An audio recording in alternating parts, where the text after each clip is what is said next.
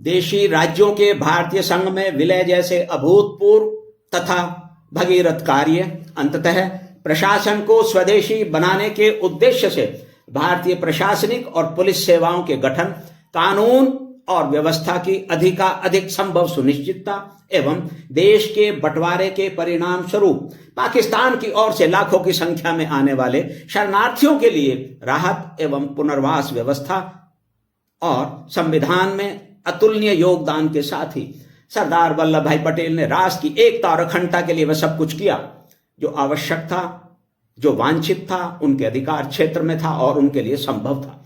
ऐसा ही एक ऐतिहासिक कार्य सांप्रदायिक आधार पर आरक्षण की समाप्ति का था। वर्ष 1909 ईस्वी में लागू हुए मार्ले मिंटो सुधारों के प्रावधानों के अनुसार हिंदुओं तथा मुसलमानों के लिए केंद्रीय विधान परिषद तथा प्रांतों के लिए धर्म के आधार पर अलग अलग प्रतिनिधियों को चुनकर भेजने की व्यवस्था हुई थी।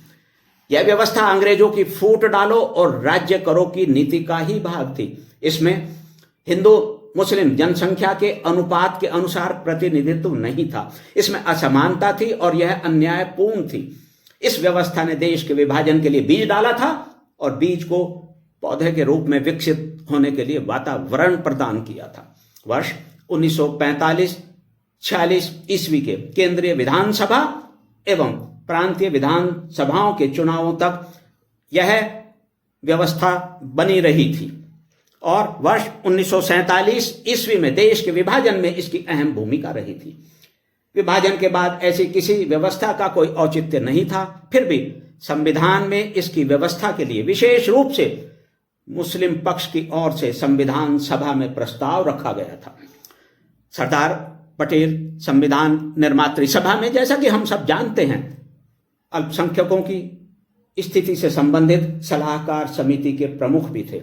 संविधान सभा में धार्मिक आधार पर आरक्षण को किसी भी रूप में और किसी के लिए भी उन्होंने सतर्क नकार दिया था। राष्ट्रीय एकता व अखंडता की सुनिश्चितता के उद्देश्य से धार्मिक आधार पर आरक्षण की पूर्व में चली आ रही व्यवस्था को सर्व सहयोग से समाप्त कराकर उन्होंने ऐतिहासिक कार्य किया था। इस संबंध में सरदार वल्लभ भाई पटेल ने 26 मई 1949 ईस्वी को संविधान सभा में एक ऐतिहासिक भाषण दिया था और उसमें यह कहा था कि किसी का भी हित राष्ट्र हित से भिन्न नहीं है और अल्पमत का भविष्य बहुमत में विश्वास रखने से ही सुरक्षित है। लेकिन साथ ही सरदार साहब ने अनुसूचित जातियों व जनजातियों के लिए आरक्षण का उनके समुचित सामाजिक आर्थिक उत्थान के उद्देश्य से समर्थन भी किया था। आज की पीढ़ी को यह सत्यता भी जान लेनी चाहिए।